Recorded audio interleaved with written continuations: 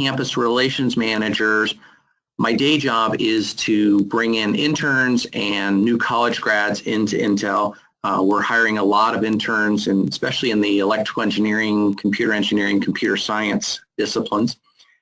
And when I'm not recruiting for Intel, one of my passions is doing these kinds of workshops and helping students and job seekers with the job search process.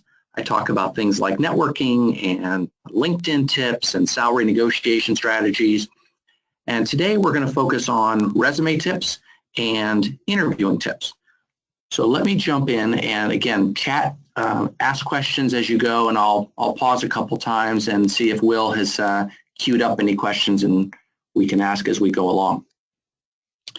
So one of the things that I start out with in many of my presentations is I pose this question: do you, as a job seeker, do you stand out from the crowd? You know, do you have some knowledge, skills, and abilities that are in the top percentile for any given position? So be thinking about that, whether it's your resume, are you standing out, or networking, or certainly in the interview. Are you distinguishing yourself? Are you setting yourself apart from other applicants? So our agenda today is to talk briefly about what do employers, what do managers, what are companies really looking for in their ideal applicants? The meat of this, we'll talk about some resume tips, and we'll talk about how to prepare for a successful interview. And I'll take some questions as we go, and I'll take some questions, time permitting, at the end. So one of the questions I get most often is, what are you looking for? What is Intel looking for? What do hiring managers really want? And these are some of my top things. So if you notice in the purple box at the top, the price of admission is really having relevant knowledge or coursework. And I'll note in here that for an intern position or for a new grad, we don't require any experience. We've leveled the job such that we're looking for knowledge. We may not hire a psychology major, but if you've got a computer science degree, maybe a 3.0 grade point average, or certain coursework in C,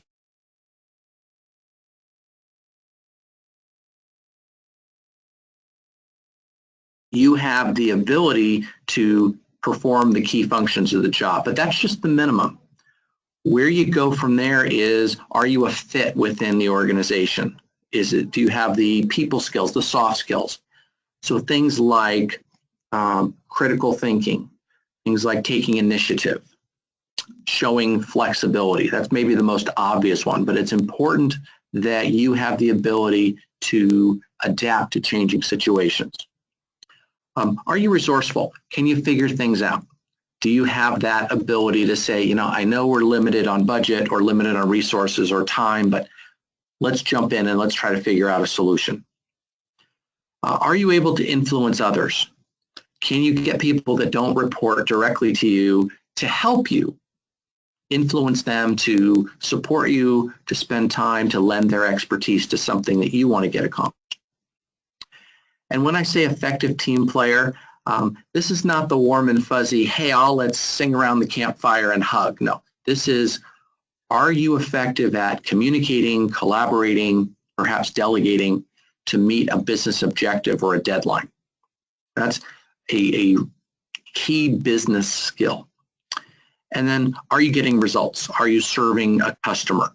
Effort is fantastic, but ultimately we all have customers, we all have things that we're trying to serve. It could be an internal customer. So as you look at this list, if you don't have several of these things, I would suggest that you set that as a goal, you set that as homework to try to work on those skills, enhance those skills, seek out opportunities to be a project team leader, get out of your comfort zone, take initiative, try to influence others. Many of you are rock stars and you have these skills, and what I would ask you to do is think of examples. If I said, Will, are you an effective team player? And you say, yes, I am. In an interview, I would say, prove it. Could you give me an example of a time when you were truly an effective team player in accomplishing a goal, and walk me through what the situation was and how you achieved it, how you took a big project and broke it into pieces? Okay? So you may have a couple other things. You may say, you know, I think sense of urgency should be on this list. Sure, this is not in any particular order, but over 20 years of recruiting and many different types of employers and industries, these 7 skills tend to come up near the top of most of their lists. Okay. Will, did any questions come in yet, or should I move on to resumes? No questions yet. Okay. If you think of them, just type them in and we'll get to as many as we can. Okay. So talking about resumes, I'm often asked about, can you give me just some top tips or review my resume? And I want to get into some of my best tips and then some frequently asked questions that I get from students. So number one, I like to see a targeted objective on a resume. I know that students don't always know what they want to be when they grow up. I get that they don't know necessarily what exactly the positions are, but going to a company and saying, I'll do anything, what do you got, just isn't effective. I'd much rather have someone say, I'm looking for a software engineer internship where I can use my C++ programming knowledge to help a company develop applications. Tell me what you're looking for. Tell me what skills you bring to the party, what you can do for me as a company. Going in without an objective is like saying, I want a date, I'll go out with anybody. It's just not effective. It sounds desperate. If someone comes to me and says, I just need a job, I will sweep the floors, I don't care, I just want to get my foot in the door, that's negative. That's a wrong answer. I want someone to tell me, this is my goal and this would be my second choice. Then we can have a conversation about where you might fit and what you're really going to be passionate about and good at. Many of you have heard of keywords. These are words that, just like if you were doing a Google search, if I'm trying to find your resume out of many, many resumes in a database, I might be using keywords or technical words to try to narrow the resume. So if I'm looking for someone that's taken, say, computer architecture or has done validation or verification or testing, I might type in some of those words. I might type in Python or Verilog. So if the job description says, ideally someone has taken coursework in these areas, those words should appear on your resume. If you haven't done them, you should at least take a course or get familiar with them so that your resume comes up in the search, so that it's pulled out of the database onto a real person's laptop and they can review your resume and at least get you into consideration. One of the biggest mistakes that I see people make, not just students, but many of us that have worked for years, is they don't show results on a resume. If you think about past work experience or team projects or volunteer work, a lot of times if you look at a resume, it's just words and a list of tasks. It's a laundry list of stuff that you've done, but it doesn't talk about what the results were. So if you were Michael Phelps, your resume wouldn't just say swimmer. It would say Olympian, gold medalist, world record holder, 1 minute, 10 seconds, and the 200 meters. It would give you some data. It would give you some numbers. So what I'm looking for when I say list results is usually quantifying data. I want numbers or percentages. Tell me how many widgets you sold. Tell me how many lines of code you coded. Tell me how many people were on the project team. Tell me you achieved system uptime of 99.2%. Tell me how many times you got promoted. Tell me that you trained other people in a similar role. The more numbers you give me, the more you show results and accomplishments. And if you're looking at a page of words, numbers will pop out at you and they'll say, oh, that's interesting. Tell me more. Now I'm really interested in the quality of your work. Not all students have paid work experience. That's fine. Don't feel like you have to limit yourself to, part-time jobs or prior internships. If you have unpaid work, if you've received awards and recognitions, if you've done work in your community, if you've done work in your church, anything you've done that has increased your skills or gives you something that you're proud of, include that on the resume. Fill up the page. Include things that you're proud of and that you can talk about in an interview. And then finally, you always want to follow up. So if you're interested in Intel, for example, you'll have my email address. You always can reach out to me, and I can get your resume to whoever the hiring manager or managers are for the positions that you're interested in.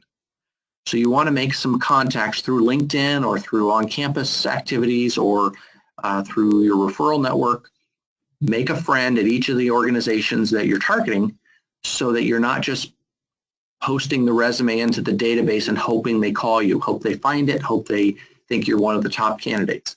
Be proactive in getting someone's attention, get them on the phone, tell them you're interested, tell them you'd like a telephone interview, and make sure you follow up. Okay, so those are some of the highlights.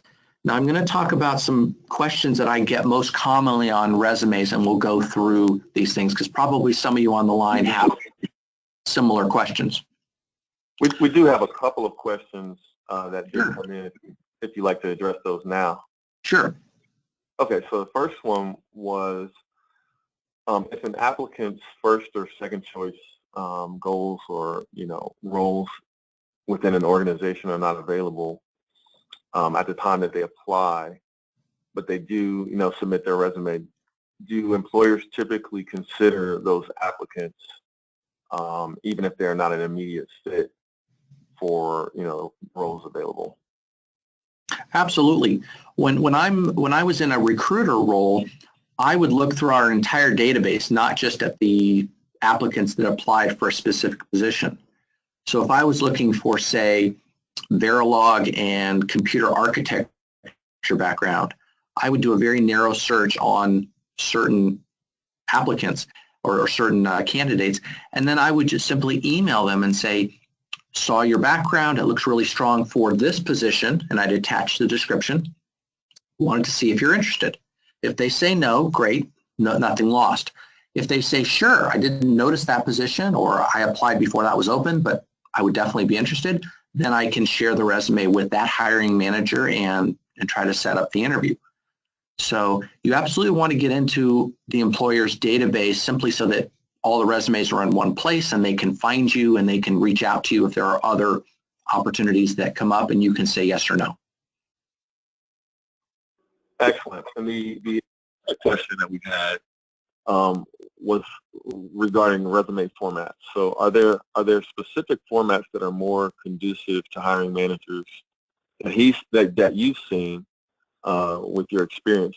Are there certain formats that are more appealing than others? Sure. So this goes to question 2 here on the frequently asked questions. Most resumes will typically, I want to know quickly, am I talking to somebody who's looking for an internship, they're a continuing student, or am I looking for someone, am I talking to somebody that's graduating and is looking for full-time? So typically your name and contact information are at the top.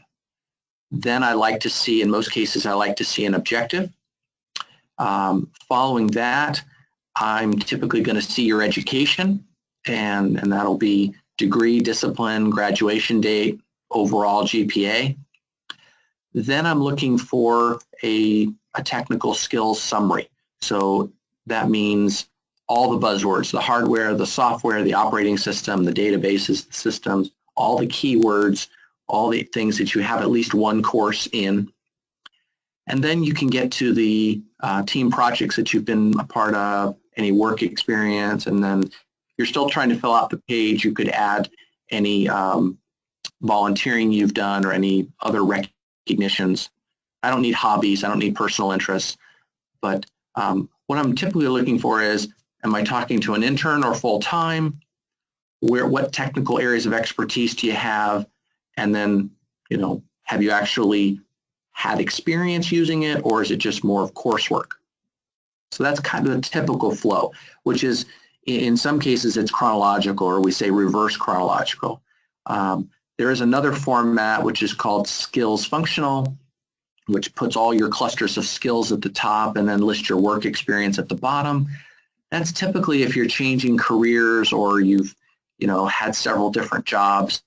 It's not the ideal for for students. Okay, now I got one other question real fast. So some folks, may have been at the company for a long time, and the company may have gone through a merger or an acquisition or a split. And sometimes it looks bad if an employer gets the impression that a person is jumping from job to job, but they might have been with the same company that has just gone through, a merger, acquisition, or a split. So are there any recommendations around how someone should denote that on a resume if they've been with a company that's gone through, mergers, acquisitions, or splits? Sure. So when you have the header experience and you get to that period of time, what I would suggest is you put the company names, say it's a HP/HP Enterprise /Agilent or whatever the sequence is, and you put, let's say, 2007 to 2016 or 2008 to present, something like that. And then you can break it down under that. So you're basically showing, I've been with the same organization through different iterations for 8, 9, 10 years. Then under that, you can break out the different roles and the different company names. But you've captured in one block, date block on the resume, the fact that you actually were with that company for one period of time. And in a cover letter, you can also state, I've been with this company through, 3 name changes or 3 acquisitions, or, you can say in a sentence what you've done. Okay, and one more question. So we have a comment related to, what you've mentioned so far regarding relevant coursework and knowledge, but they're curious as to, what advice or suggestions you would give to entry-level professionals who may want to switch to a different role that may not be relevant to their current role. So, for example, software developer who wants to move into the cybersecurity space, what types of strategies can they employ on their resume to give themselves a chance at a slight shift? Sure. So first of all, the objective will state looking for cybersecurity engineering opportunity or opportunity to do cryptography and cybersecurity work to help keep a company's assets safeguarded. So the objective says this is where I'm going, and obviously if you're applying for those kinds of jobs, that will be obvious to anyone that looks at your profile in their system. When you talk about relevant coursework, the relevant means, is it relevant to the job that you're applying for? So if you've taken, let's say, some just Java applets or hardware background, that may be less relevant to cybersecurity than some of the newer courses you've taken. So relevant can be the top 6 or 8, and those can change depending on the different jobs that you are applying for. But you state where you want to go, and again, the employer is not expecting experience for a new grad. They're not expecting 15 different courses. A lot of them says, if you can show me someone that's smart and they're a quick learner and they're interested in the subject matter, I can teach them the code, I can teach them the technical tools. What I need is someone that's hardworking, that has integrity, that shows up on time, that's a team player, they play nice in the sandbox with others, and they're willing to take direction and initiative. Excellent. So that's all the questions we have so far. So I'll let you continue. Great. So these are some of the questions that I get frequently when I'm out on campus. Number one, how many pages should my resume be? Typically, if you're a bachelor's undergrad student, you ought to be able to get the best parts of your resume within 1 page. If you have outstanding background and a lot of projects or a lot of work experience, and you want to go to a 2nd page, absolutely fine. If you're a graduate student and you've done research, don't artificially make it really small font and no margins to try to squeeze it onto 1 page. I will read a 2nd page if it's all good stuff. I'd like to see it all in one if possible, but don't feel like you're constrained by that. Number 2, we talked about in terms of the formatting.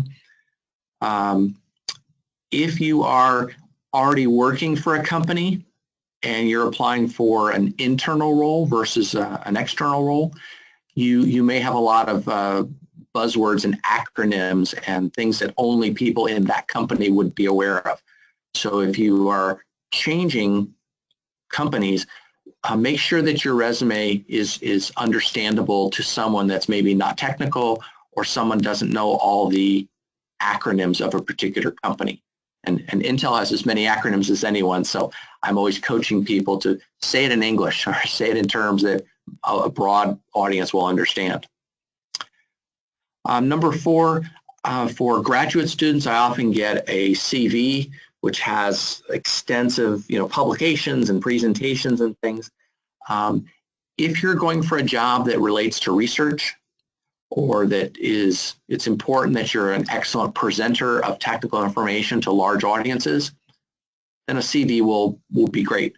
But in most cases in the United States, a resume is just fine. Number 5 is important in terms of different versions of your resume. I'm a big believer in customizing your resume. That doesn't mean a complete rewrite. It might be just changing a few relevant courses.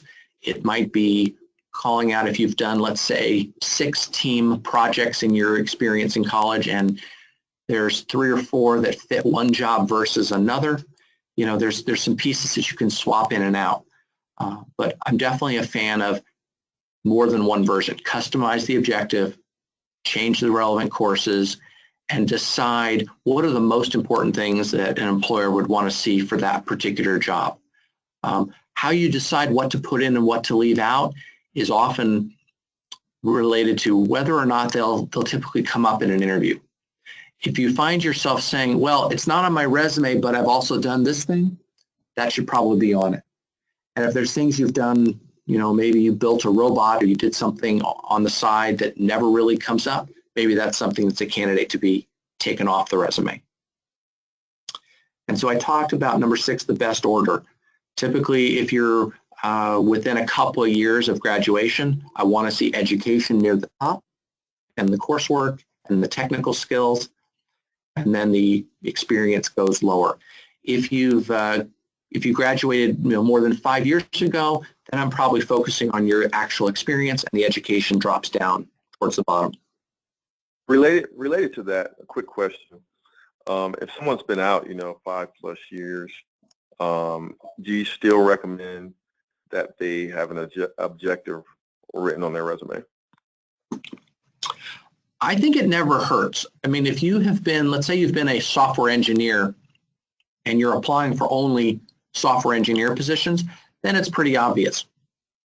But if you're changing, you want to move in a different direction in your career, or you're applying to, let's say you're a computer engineer and you're equally interested in hardware positions and software positions, then it helps the reader to know what is your first choice? What are you really going for here?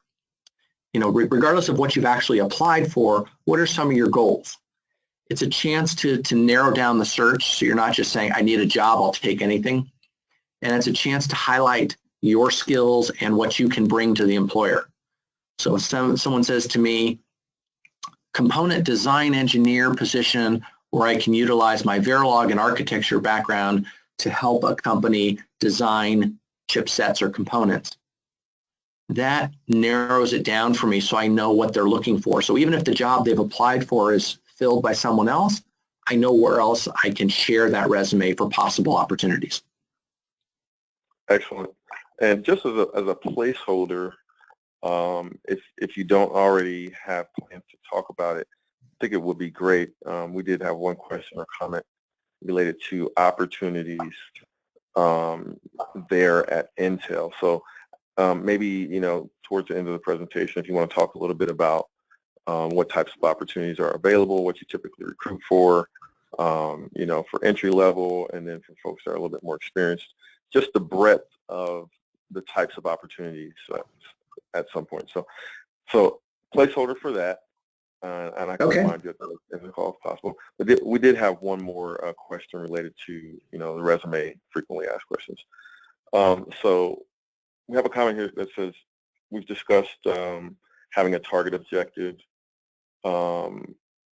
So let's see here.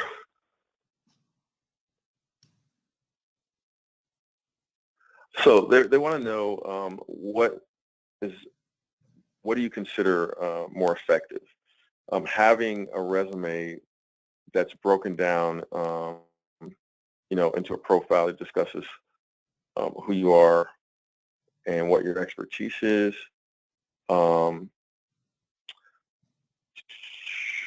Actually, I'm not quite sure I understand the question. So we'll hold on now. I'll ask the person to ask the question to kind of clarify, and then I'll let you continue, and then I'll interject Sure. once we get that cleaned up. Okay. Okay, sure. So the next topic we're going to talk about is interviewing. Assuming you figure out what you want and your resume has been accepted and you've actually been called for an interview, this is really the make or break part of the deal, right? So we're going to talk about a couple of key things in preparing and being successful during the interviews. So the first interview typically is a telephone interview, which of course is different from face-to-face because they can't see you. So it requires a couple of different things. First of all, you have to be ready for the call. If someone catches you and you're out shopping, you're not at your best, there's outside noises, that's not going to be successful. If an employer calls you spontaneously and says, hey, can I talk to you for a few minutes? You might want to say, I'd like to be fully present for this. Is it okay if we talk later this afternoon, or could we schedule this for tomorrow morning? Then you're at your desk in a quiet place, you've got some notes in front of you, you can be at your best. It's important on the phone to slow down. Some of us tend to speak too quickly when we're nervous, and make sure you're speaking loudly enough so that they can understand you. Sometimes people mumble and you're not conveying your information appropriately. I stand up a lot of times when I speak just to breathe better and to make sure that I'm speaking, in a full voice. Believe it or not, you can actually hear a smile over the phone. So literally, if you put a mirror in front of you, you notice when you're happy and you're excited versus if you're just sort of serious and talking. Makes a big difference with your energy level on the phone to someone that is listening to you. It's okay to have short moments of silence to let the person that's asking the questions process what you're saying, prepare for the next question. If you've answered the question and there's a moment that there's silence, it's okay. Don't say, oh, and also I did this. Let them process what you're saying. If they need more information, they'll ask. Probably they're taking notes and getting ready to ask the next question. It's important to take notes while you're talking. They may give you some clues as to what they're looking for. And if you're on the phone, have some cheat sheets. They will not see what you have in front of you. You can actually read some of your responses if you want to. But if you're really prepared, you'll have some notes. And then make sure you ask for contact information for the person that talks to you. So if I call someone and I say, hey, Will, thanks for talking with me. I'm going to talk to the manager and we'll get back to you. If we didn't ever call you back, you have no way to follow up. So the key is to say, Jeff, thank you for calling me. I'm very interested in Intel. When do you think I might hear back? And I say, oh, about 2 weeks. Terrific. If I have not heard in 2 weeks, is it okay if I follow up with you? Sure. What's the best way to reach you? And then I'll give you my email, and if you haven't heard, you have a way to connect. Okay. Now, when you go to a face-to-face interview, you don't just want to come dressed in your nicest outfit or a suit. You want to have some information with you, portfolio, or what I'm calling here a briefcase. So you want to bring extra copies of your resume, just in case there's additional people that you're talking to. You want to bring a list of professional references. So if they are interested, they can follow up with those folks. You want to bring samples of your work. Obviously nothing confidential or proprietary, but something that shows, here's something I coded, here's something I designed. If you have a letter or two of recommendation, most people don't have that. It's very impressive. They may not ask for it, but you've got it if it gives you that confidence. I don't need to see trophies, but if you have actual certificates or awards that you've gotten, that's a great show evidence of your skill sets. I prepare a list of written questions to ask at the end of an interview, and I'll talk briefly about how you ask and what questions you can ask, but have those prepared ahead of time. Okay. And then finally, if you're going to be asked to fill out an application and they want to know your past job history, have all those dates written down. It might be start date, end date, last salary, reason for leaving, supervisor's name, that kind of stuff. Have that all prepared just in case you're asked for it and you need to fill that out. Okay.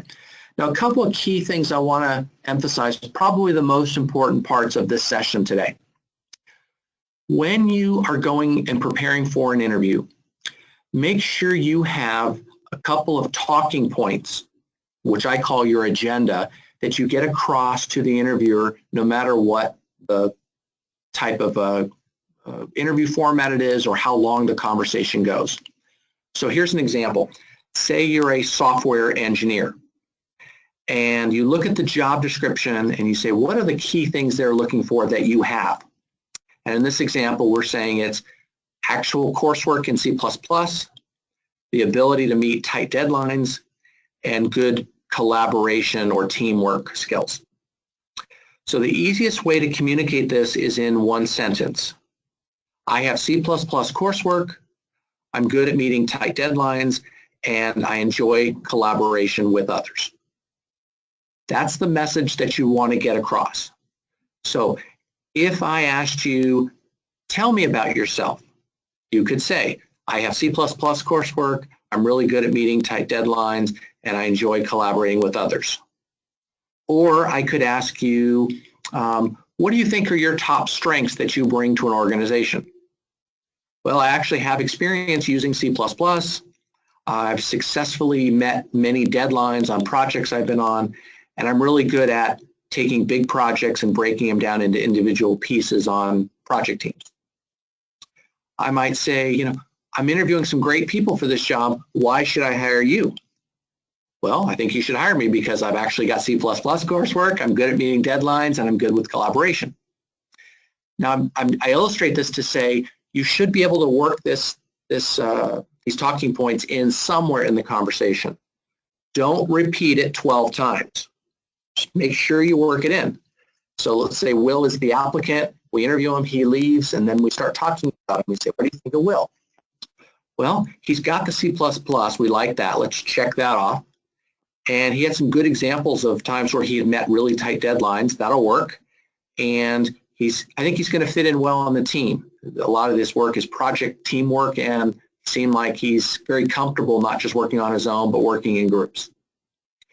So whatever happens, we know that he is able and willing to do the most important parts of the job. That probably puts him as a finalist for the job out of all the applicants that we've talked to, because he has the most important qualities and skills to meet the needs of the position. The second thing, very important, is to memorize, and on the phone you could actually read it, memorize some success stories. Now these have to be true stories, you can't make it up. But you want to have some stories prepared so that you can use them in response to behavior-based questions. A behavior-based question is a situation or a problem, an action, and a result. So it's a three-part story. So here's an example from my past. I was a recruiter with the company, and the situation was that we needed to hire 20 people in 30 days. That's fairly high volume. So here's what I did. I scheduled and arranged 2 open house events. We had about 100 people that we interviewed. I did all the logistics, refreshments, booked the rooms, created the questionnaires, typed up the offer letters, all the details. And the result was that we hired 21 people in 4 weeks. So that was a really good outcome, very proud of that. I've told that story many times in different interview situations. So let's apply this story in practical sense. Someone asks me a question like, well, Jeff, tell me about a recruiting project. You've been recruiting for many years. Tell me about a recruiting assignment or program that you're really proud of. I could respond with, sure. There was a time I was a recruiter with a company and we needed to hire 20 people in 30 days. I scheduled and arranged a couple open house events. We had over 100 people come in. We interviewed them. I worked all the logistics and worked out really well because ultimately we made 21 hires in exactly 4 weeks. Now notice as I'm reading that, if you're on the phone, you know, if you're not looking at it, you wouldn't know that I'm reading my notes. In face-to-face, you have to have it committed to memory. But it's a true story. I could tell you more details if I needed to. Another question might be something like, Jeff, tell me about a goal that you set or that was set for you professionally, and tell me how you achieved it. Or if you didn't achieve it, tell me what you learned from the process. Now, if I haven't prepared, I'm panicking at this point and trying to rack my brain for an example. But since I've done my homework, I say, sure. There was a goal that I had of hiring 20 people in 30 days, and I tell the exact same story, right? Someone could say, tell me about a tight deadline you met. Tell me about a difficult manager you had to deal with and how you had a successful outcome working with that manager. Number of questions that they could ask, I could tell you that same story. Now again, you don't want to repeat the same story in the same interview 10 times. But if you have 5, 6, 7 of these stories, likely whatever the questions are, you'll probably have an example that you have ready to go and you don't have to stumble around and think about it. You can just say, let me think about that. A time where I took initiative, a time where I was proactive. Oh yeah, I got it. There was a time that we needed to hire 20 people in 30 days. So I made the suggestion of having some open house events, and you tell the same story. Okay. Now, most people would rather have some stories that they apply than trying to come up with clever answers that you think I want to hear off the top of your head. You know, if you're winging it, it's stressful. So stories are good. Most people say, all right, well, how do I come up with these stories? Well, the key here is to brainstorm based on these trigger questions. Think about things you've done that you're proud of. At your best, what have you done that you really felt good about? This is your opportunity to brag. What have you done that you can measure? You know exactly what the outcome was. You got a good grade, you finished the project on time, you got a promotion, you were asked to train new people, anything that felt good and you got an award for it.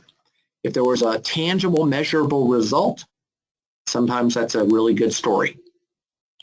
Anything big that you've accomplished, not just something you cranked out on a Friday afternoon, maybe something that took a couple months or a whole quarter or semester, maybe something you work with on a team, something big that you can talk about the different steps or talk about your thought process.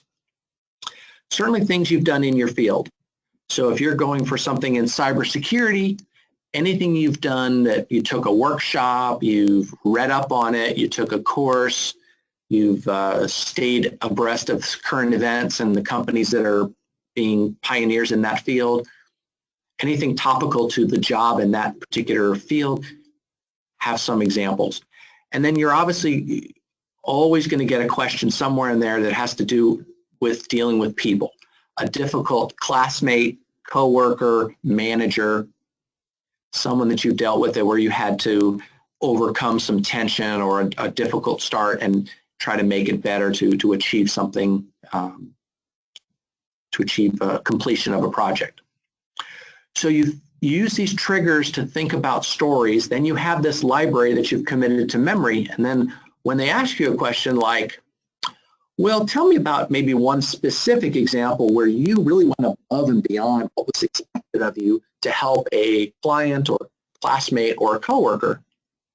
Rather than winging it or trying to come up with, you've got many examples that come to mind, pick one that you know the situation, the action, and the result, and pick one that had a really good outcome that you really feel good about. Okay. Will, one more topic about asking questions. Any questions that have come up in the last couple of minutes? Yeah, we've got a few here. So first one is with regard to interviewing or resumes, is not disclosing your previous salaries a deal breaker for most employers, you think? No, you certainly don't want to put it on a resume and You certainly don't need to volunteer it. People will say, what was your last salary or what you're looking for? And I would just focus on this is I'm targeting salaries in this range, or I'm negotiable. Perfect. Second question was actually regarding the resumes and tailoring or customizing your resume. So the question is, when customizing your resume to tailor the resume to your relevant work experience for the job you're applying for, how do you explain gaps of time, if you're listing roles relevant to the position you're applying for? Oh, great question. So instead of the header for the work experience just being experience, you can put it as related experience or relevant experience. And so rather than being strictly a chronological or reverse chronological job by job, you're picking out the jobs that are most interesting to and relevant to the job that you're applying for. And then at the bottom, you would have other experience, and that would list the positions and, not necessarily in order, but just other jobs you've had. Excellent. One more question here. Well, actually, we have a couple more, but the next one is it better to, put references available upon request on your resume, or is it better to actually have referrals included or with you when you're interviewing, or included if you're applying? So I would never put down references until you're asked for them, and I would rather just have them. It's sort of assumed that if an employer asks for references, you'll be able to provide them. So one thing you can say is, I've got a list of references if you want to verify some of the things we're talking about, or you want to ask my prior bosses the kind of work I've done, I have them in my binder. Okay, perfect. And so we've got about 3 more questions here. And this is not in any specific order, but so one question is about previous work history, and some employers are now limiting that to your last 5 or 10 years instead of all. So do you recommend listing the most recent work experience, or always including all of your work experience, or just specifically, answering, what the employer requests? Yeah, so for folks on the line, for folks that have, let's say, more than 10 or 15 years experience, you don't need to list all of it. What employers are looking for is the most recent and the most relevant background. So your resume is highlights, not your entire history. Mm-hmm. So certainly they're going to want to know what you've been doing the last 5, 10 years. Mm-hmm. But if you have experience that's very relevant, where you show transferable skills that happen to be a little bit older, it's okay to say related past work history and list the jobs whenever you have them that show you have the skill sets and the knowledge to do the work. So the traditional job by job, starting with the current or most recent and working backwards, is what most managers are used to. But if you want to deviate from that to highlight other skills, you're welcome to do that. It just requires a short bit of explanation at the beginning of the interview.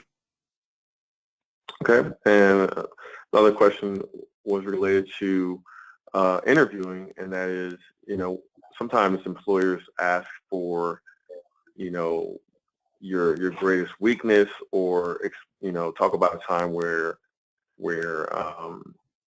you experienced failure at work. And so is there any strategies or best way to answer these type of questions to demonstrate what an employer is really looking for? It's a great question, and let me tell you the biggest mistake that people make. They've read or they've been coached that you try to turn a negative into a positive. So in the past, when I've asked the weakness question or an area of development, I tend to get a lot of people that say, well, I'm a perfectionist and I don't work well with people that don't work as hard as I do. And we know it's BS. We know it doesn't sound sincere, and it really is a turnoff because I'm not learning anything, and I think you're just trying to, put one over on me.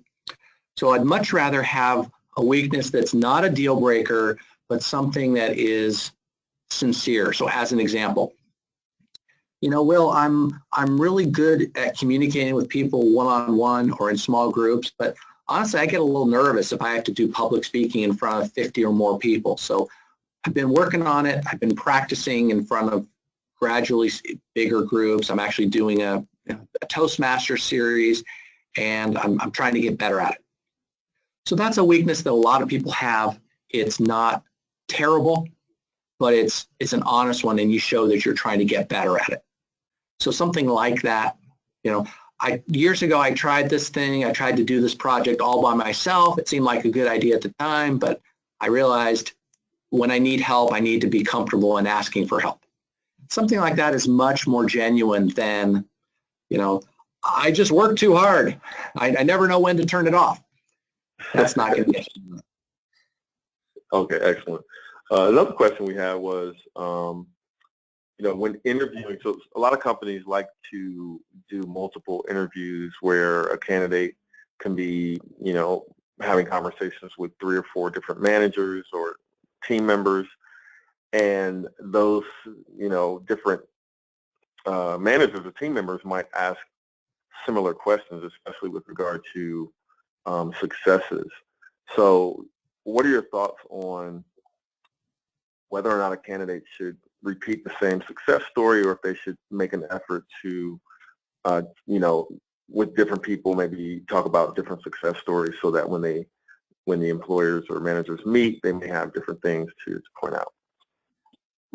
I appreciate you asked that because if you're talking to a series of different people, it's absolutely okay to repeat the stories to different people. And here's why. Sometimes it never comes up when they meet to do sort of a debrief and a recap.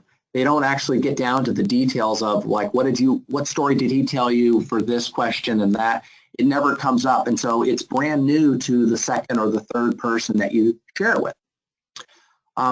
Interestingly though, if it does come up, usually it's a positive. They'll say, oh yeah, he told me that story. It's a great story.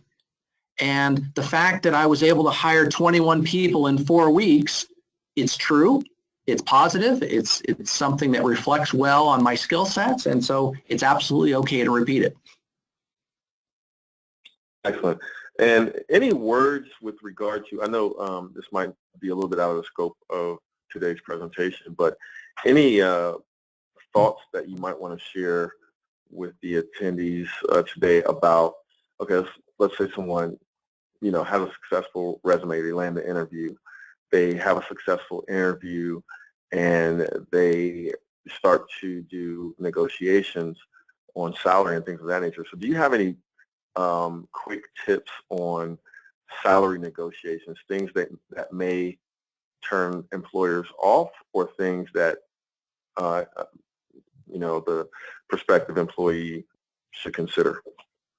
Absolutely. So a couple of things on salary negotiations. First of all, don't start negotiating until you actually have the offer. If you start sounding like you're going to want all these little perks and special benefits, they may decide that you're more trouble than you're worth. They may not even give you the offer. Don't bring up salary early. Wait for them to bring it up because you want to stay in the game as long as you can. Once you have an offer, you always have the ability to say, is that flexible at all? I was hoping for a little more on the base. By asking for more, you're not turning down the offer. You're just asking if there's any flexibility, and they shouldn't be withdrawing the offer because you're asking. And you can always take time to consider it. You can say, I need to talk with my significant other. I need to review your benefits. Let me get back to you.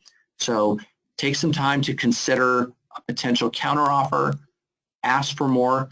Sometimes if you can't get more money in the base, they might give you a small sign-on bonus, for example. Smaller companies may have flexibility to give you an extra week of vacation.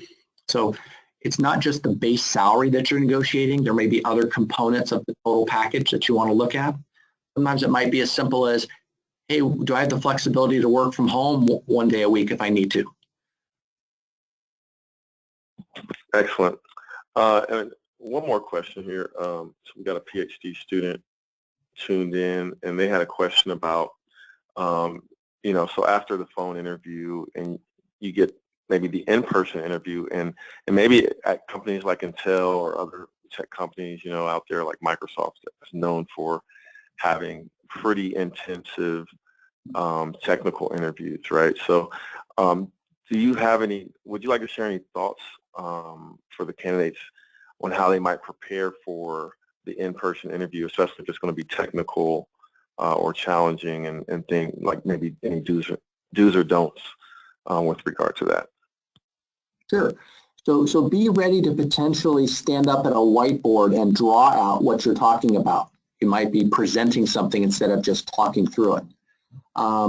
Be upfront about any technical areas that you're not as strong in. Maybe you only took one course in Python.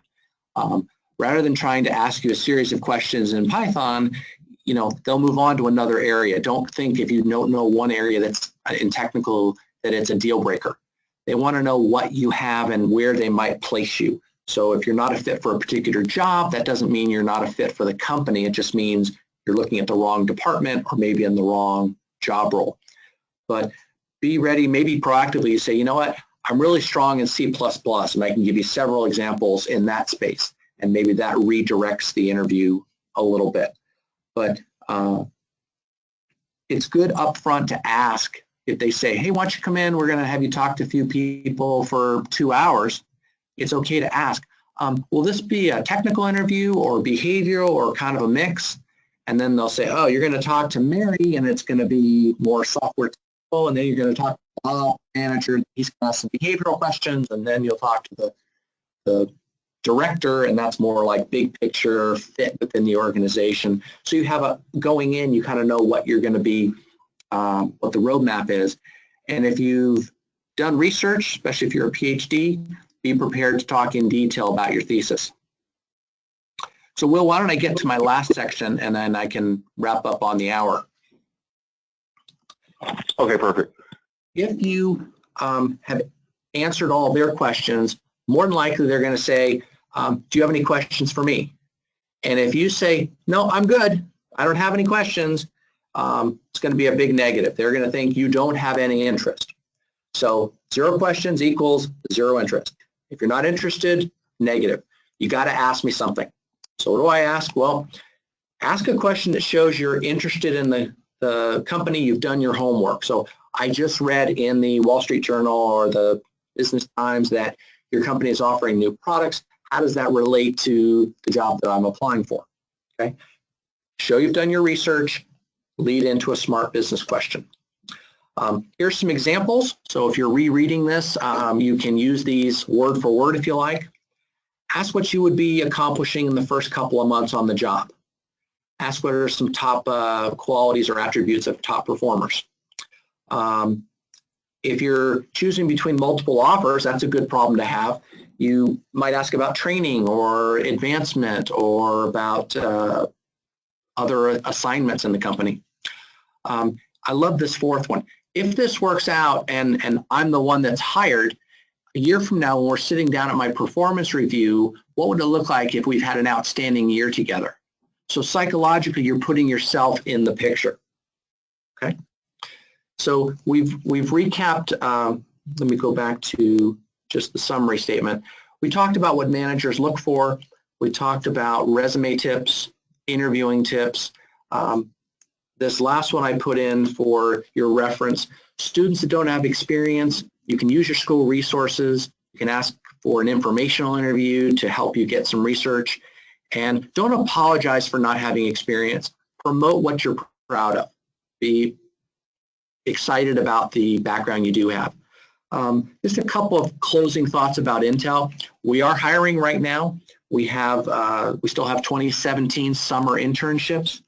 We hire in all technical disciplines, especially in electrical, computer engineering, computer science. We do hire a few mechanical and chemistry majors as well. Most of our major sites are on the West Coast, Oregon, California, and Arizona. We also have 1,000 people or so in Austin. We have a lot of full-time opportunities.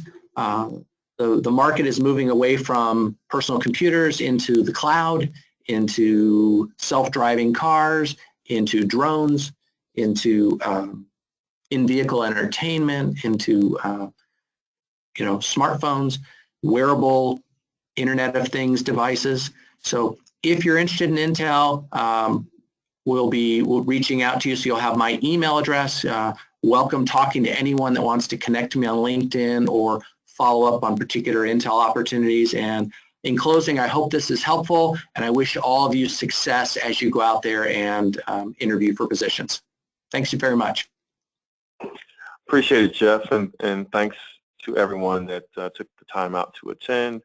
Again, we'll post this online, and as Jeff mentioned, you can connect via LinkedIn, and then also make sure you submit your information and resume to hbcuconnect.com/intel, and we'll share your resume with Jeff directly. So thanks, and we'll see you next time.